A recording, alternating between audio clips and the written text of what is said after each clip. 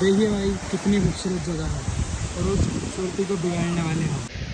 भाई अगर हम लोग समझदार नहीं होंगे और हम ये एक्सेप्ट नहीं करेंगे कि हमारा जो देश है वो बहुत साफ़ सुथरा है, लेकिन हम ही गंदे हैं, हम ही उस गंदगी को फैलाने वाले हैं, हम ही दूसरों को, विदेशियों को बातें बनाने का मौका देते हैं ऐसी ऐसी गंदगी फैलाकर।